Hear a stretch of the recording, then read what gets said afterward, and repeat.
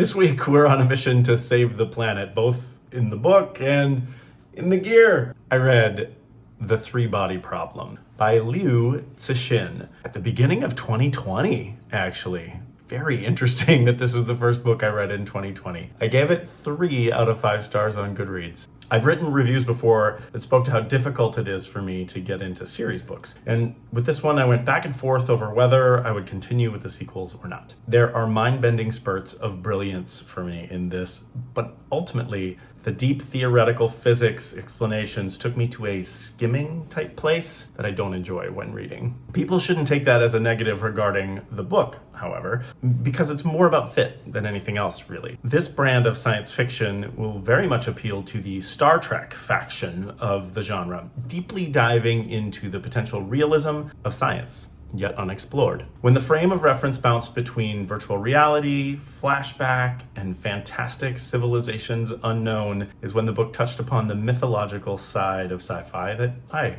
enjoy. Readers who thrive through scientific detail, both real and dreamed up, will love this. I ended up wanting more of the futuristic fairy tale. And that's a great way to think about this book for me. I remember much about this book, and now considering some of the reviews that I've put here about like mindbenders that are potentially too much for me or too overwhelming, I think that happened potentially later than reading this book, but thinking back to it, I think it's totally that thing for me too, because it's super intense and not in a bad way. We have the Netflix series now that's out too. And before I did this video, I went and I watched the trailer for the series. It was interesting, but it again didn't touch enough on the mythological side of the sci-fi that I was looking for. It was almost really deep into the suspense and the terror and the horror of it. So that made me not want to watch the series either, especially because I'm in this place where I'm trying to just sort of protect myself and protect my thoughts against the mindbenders that take me too far out of whack. So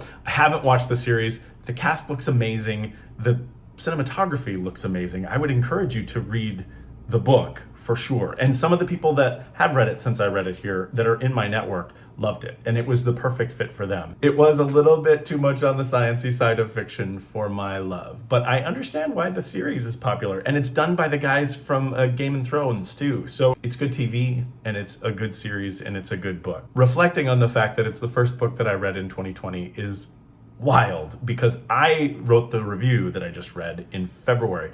It actually came up on Valentine's Day, February 14th of 2020. And how crazy is that, in that COVID had already begun in China, but we didn't really see the shutdowns and things start to happen until March of 2020 here in the US. So it's wild that I read this very intense, I was gonna say crazy, but very intense science fiction, trippy novel about trying to save the world through virtual reality a month before COVID changed the reality as we know it. I think that is wild to think about. I love these stories. The mind-bending spurts of brilliance is something that always draws me to books.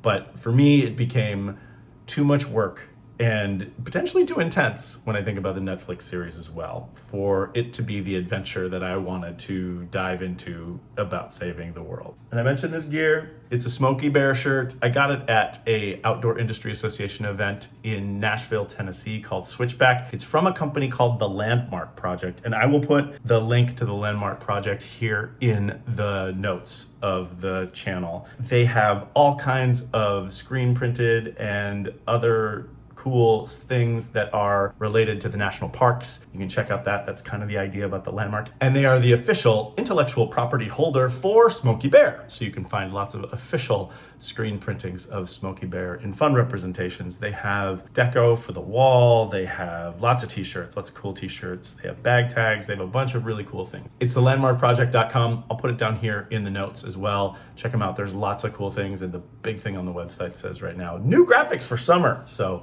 it's a fun way to get some cool stuff and also save the planet in an interesting way. Saving the planet through the three-body problem was a little too intense for me, but it is a very interesting book and a super wild Netflix series. Encourage you to check it out. The Three-Body Problem by Liu Cixin. I read it in 2020, just before the world changed. And I gave it 3 out of 5 stars on Goodreads.